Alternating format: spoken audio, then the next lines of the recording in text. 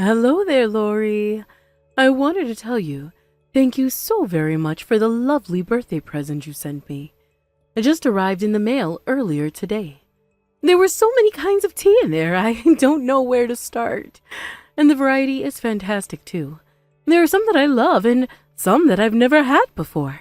I can't wait to try them all out. Hey there, Mom. Happy birthday. I'm glad to hear you like the tea set so much. I hope you have a wonderful day and a wonderful new year of life. Really, I can't thank you enough, Lori. It's such a thoughtful gift.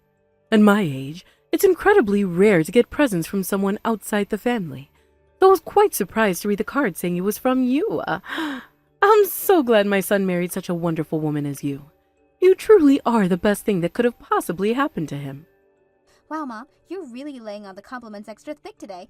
It's the least I could do, as far away as we are from you. It's not like we can just pop over anytime we want to visit, and since I know how much you love your tea, I thought this would be a good idea. But if you ask me, I'd say Marco was a catch of the century. He's such a loving, gentle, and supportive man, and honestly, I'd say he could have done far better than me. Nonsense, dear. Don't forget, you're the one who moved that kind and gentle man's heart so strongly that he wanted to marry you. I've always thought that boy would stay married to his work for the rest of his life. It's all he ever talked about before he met you. So much that I've practically given up on ever getting to meet my grandchildren. I'm terribly sorry, Lori. I shouldn't be talking like that. I didn't want to feel like I'm rushing you to have children or anything. No, don't worry about it at all. You're fine. I mean, good grief. My parents don't even beat around the bush like that. They just come straight at me with, hurry up and give us some grandchildren. Yes, well, I can certainly understand how they feel. Having adult children of my own, it's only natural to feel anxious about that sort of thing. But you two feel free to move forward as fast or as slow as you want. You haven't been married for all that long, and I'm sure you'd like to enjoy time with just the two of you for a while longer. Y'all know when the timing is right, and I can't wait until then. Don't worry about me. Thank you for being so considerate, Mom. Oh, by the way, I've been meaning to talk to you about something. Christmas is right around the corner. Were the two of you planning to come to our house to celebrate? Yeah, about that. Unfortunately, Marco is in the middle of a massive project at his work, and that's gonna run all the way through the new year. Oh no, really? So you won't be able to visit at all? Even a day or two? Yeah, I'm really sorry. It came up pretty sudden, too. Marco only learned about it a few weeks ago. In fact, he's going to be out of town for the end of December and well into January. Well, if it's for his work, I suppose he can't help it now, can he? It is terribly disappointing, though. I was so looking forward to be able to finally spend some time with you, Lori. Yeah, me too, Mom. We haven't been able to see each other very much since we moved. Oh, I've got it. Marco may be busy, but what about you, dear? How would you like to come out here to visit by yourself?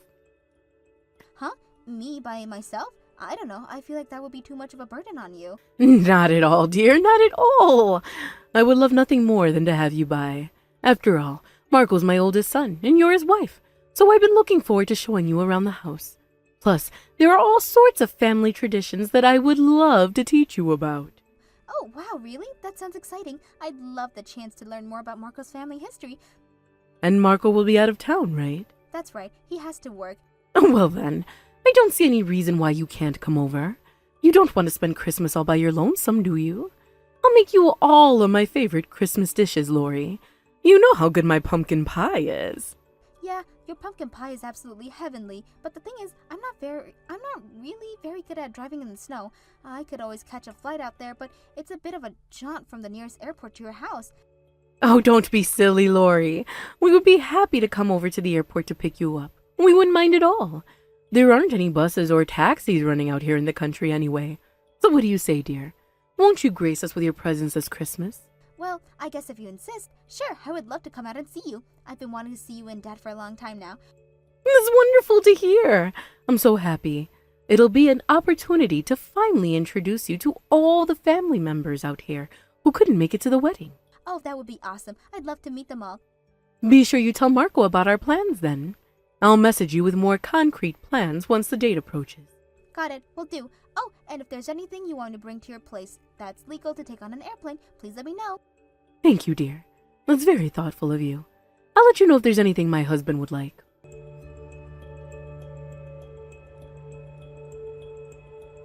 Mom, I'm here. My My plane touched down around 20 minutes ago. I just picked up my bags and got out of the lobby. I looked around outside, but I don't see your car anywhere. Are you still on the way? Did you get held up in traffic? Ah, I'm terribly sorry, Lori. I'm rather tied up at the moment, I'm afraid.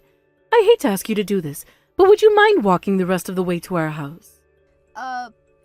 You want me to walk? But I'm pretty sure I remember looking at a map and your house is pretty far away from the airport. It's not too far to walk, don't worry. I'm sure you'll be able to make it here in an hour if you're light on your feet. Folks around here are used to walking that kind of distance, you see. Up until we get our driver's license, we've got no choice but to walk or ride a bike in order to get where we want. And when the weather's too rough for biking, we've got no choice but to go on foot. Oh, I see. Well, okay then. Come to think of it, you brought a suitcase with you, didn't you? Yes, I did. Not a very big one, though. Just big enough to hold a few change of clothes and all the souvenirs I brought for you. Then you might have a little bit of trouble rolling it down the dirt road in front of our house. But if it's as small as you say, you shouldn't have any problems carrying it the rest of the way. Ah, right, yeah. That's always an option, I guess. If you don't mind me asking, you said the family was all going to be there today, right? I don't suppose any of your relatives are free at the moment, are they? Well, you could say they're free, but they've all been drinking like fishes since morning. I'd imagine you'd like to make it here in one piece, right? Yeah, ideally. Well, then you better get moving. And, well, if I may add, I'd refrain from making such frankly brazen requests in the future, dear. I had no idea you would be so imposing. I mean, expecting a family member to go all the way over to the airport just to pick you up. I mean, I had some things in here that I'd really rather not get damaged. I'm concerned about whether or not they'll be able to handle all the bumps and cracks of the sidewalks and roads. You'll have to come up with a better excuse than that, Lori. What's the matter? You've got 2 legs that aren't broken, don't you? Or maybe a city girl like you doesn't like walking? I was expecting you to come and pick me up is the thing. But if you say that I need to walk, that's fine. I'm used to walking around the city since traffic is always such a nightmare. Just note that it'll probably take me a bit more time to get there than you planned me for. Well, I suppose I have no choice but to bend a little bit with the schedule since we can't pick you up anymore. But put a move on it, you hear me? There are a lot of things that I'm gonna need you to do for me once you're here. Okay. I'll walk as fast as I can then. Did you bring an apron with you? No? Oh, for crying out loud. You're kidding. You married the youngest son of this family, Lori. You need to get your act together. How could you even think about going to your in-laws' home without even bringing along the bare necessities? Mom, tell me, did I do something wrong? Like, to offend you or something? What an odd question. Why do you ask? I don't know, it's just, you seem different than the way you usually talk to me is all. What do you expect me to do? I can't let you shirk off on your responsibilities forever. The honeymoon's over, Lori. You've been married for just about a year now. It's time for you to go through this family's boot camp. And with Marco out of town, this is the perfect opportunity. Boot camp? That's right. It's time for your basic training, Private. Oh, and don't you even think about going crying to Marco, understand? Consider this your first and final warning. I will not say this again. If you even make the slightest complaint about how I'm treating you to Marco, I will make him divorce you instantly. Wow. You don't want to cause my poor son the humiliation of getting divorced just a year after getting married, do you? Then you better do as I say, when I say. Now it's time for you to start walking, and don't you dare take any breaks on the way here.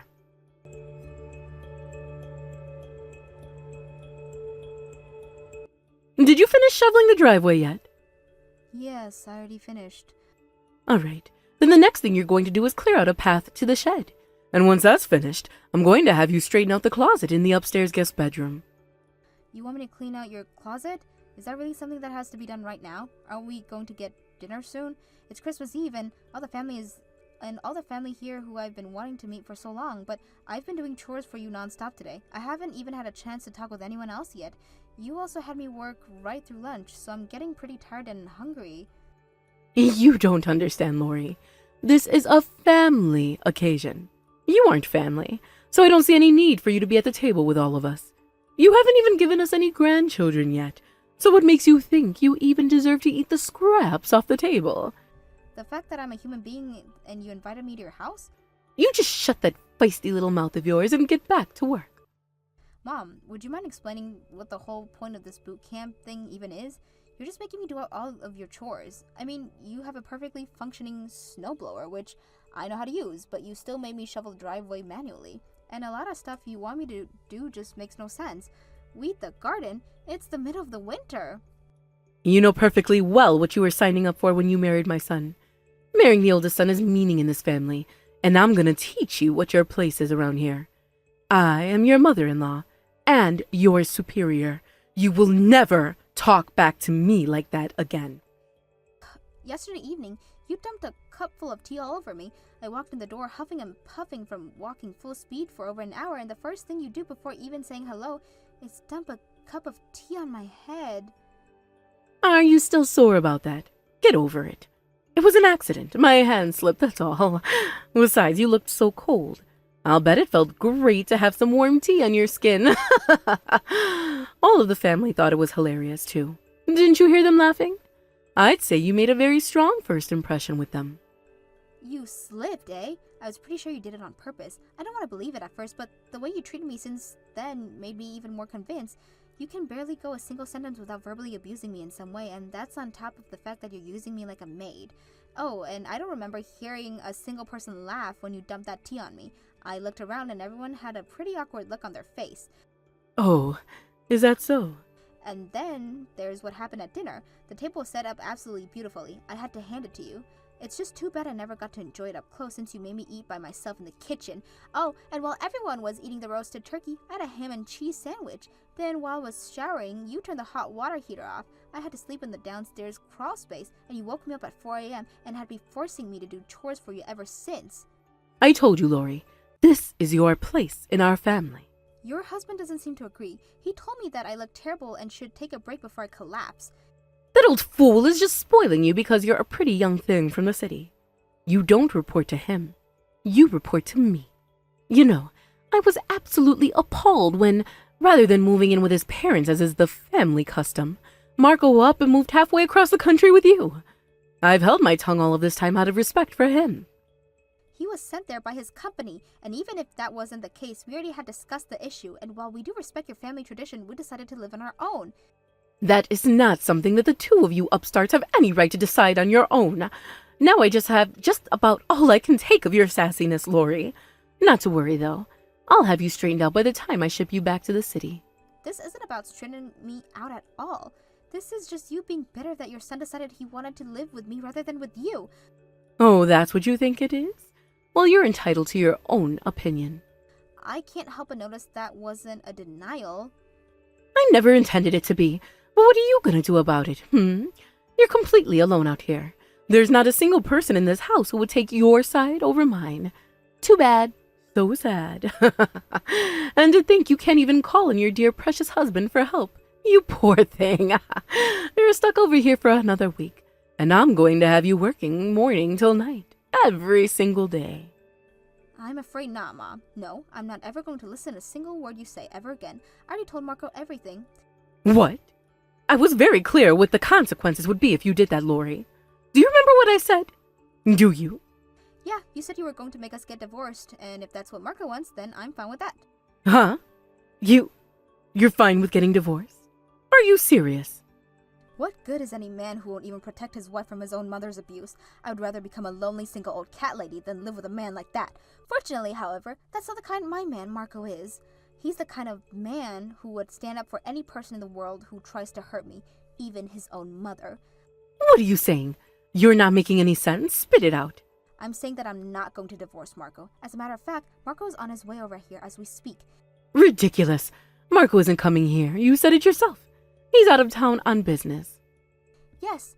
Well, my husband is quite the capable businessman. He finished a project slated to take another 2 weeks in just a matter of days. Well, it seems that all your talk of being a loving, devoted wife was just that. All talk. You knew that I was going to force him to divorce you if you went and tattled on me like a child. You even said you're fine with getting divorced. That settles it. This marriage is over. Back up. I told you that if that's what Marco wanted, I would be fine with getting a divorce. I thought it would be clear that I only said that because I was confident that Marco would not want that. I mean, where do you get off telling me what you're going to make him divorce me anyways. You have no right to make that decision for Marco. At our wedding, Marco and I exchanged our vows before God and a man that we would love each other until the very end. Remember the priest saying what God has joined together, let no man separate? That includes you, Mom. Hogwash! God may decide what goes on in heaven, but this family, what I say, goes. Sorry, but your God complex thing isn't going to work on me. I don't need the approval of an overbearing woman like you. All I need is my husband. You really don't understand who you're dealing with, do you? Look around you! All the family is here today. And once Marco gets here, I'm going to drag the two of you in front of the entire family council, and I will force you to end this farce of a marriage.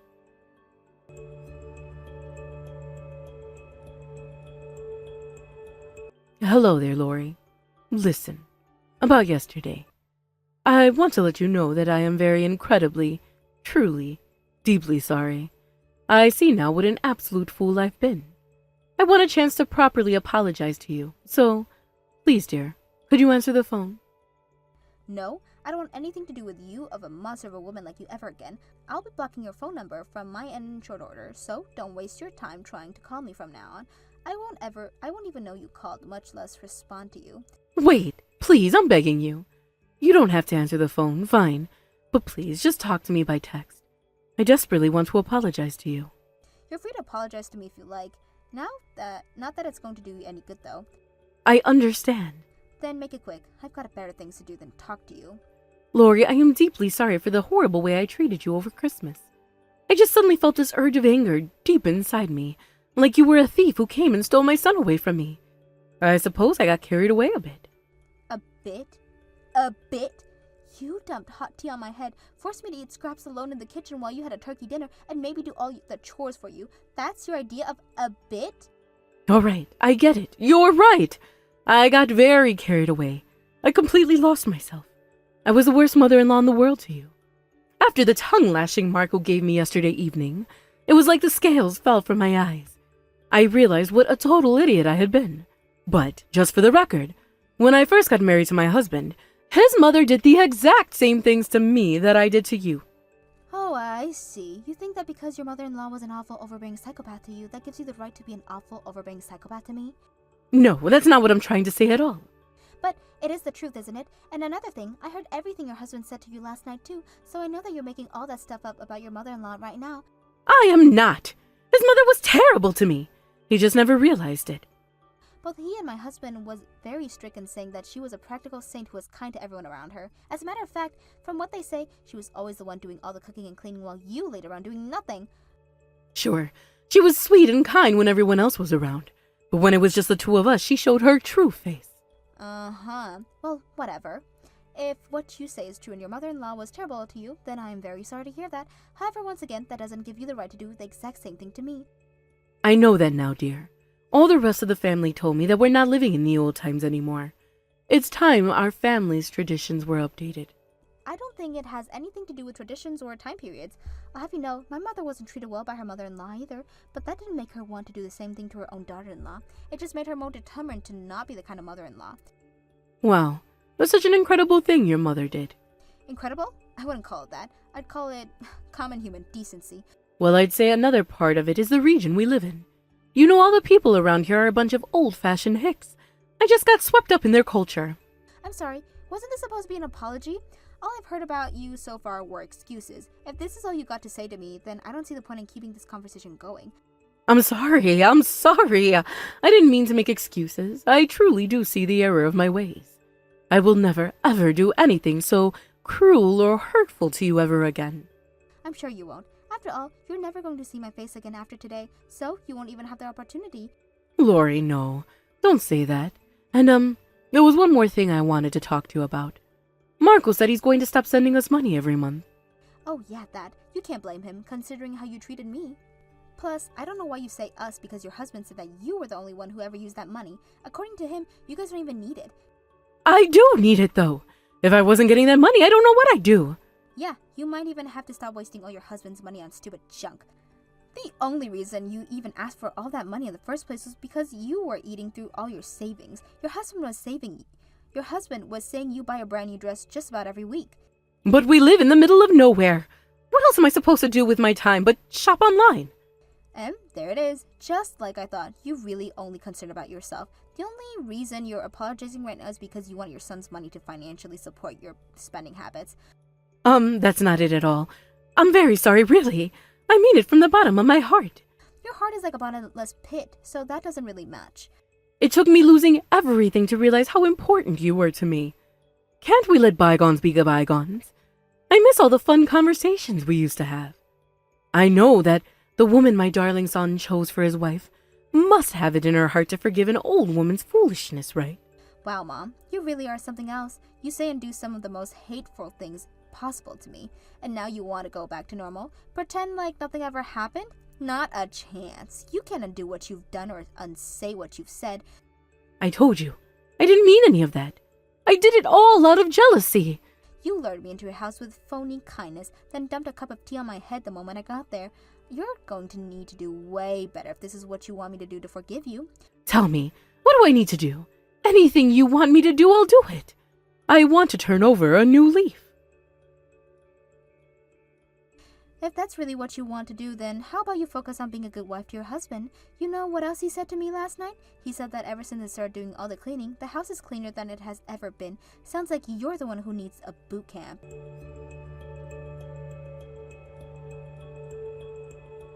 It didn't take long for word about my mother-in-law to go around the town after that. It's a small town and everybody basically knows everybody. And now they all know that her own son has discovered her for how she treated me. Not that I feel bad for her or anything. She brought this all upon herself when she called the entire family together and announced that she was forcing Marco to divorce me. She actually expected them all to take her side too. She figured that since she was the marriage of the family, all of them would fall in line with what she was telling them about me. Unsurprisingly, however, not one single person did. Quite the contrary. She managed to infuriate the whole family when she tried to blame her mother-in-law, their true marriage, for what she has done to me. She never was a favorite relative for any of them, but this firmly cemented her position as a black sheep of the family.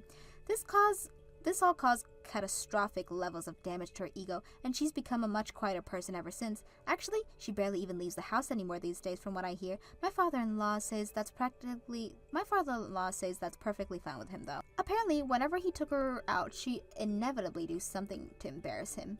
As for me, it was quite a shock to see how quickly her personality around me changed. She was always so sweet and kind to me. It was bizarre to see her self-immobilized like that. I blocked her phone number, as I promised, and we started going to my parents' house for Christmas every year instead, so I don't ever speak to her ever again.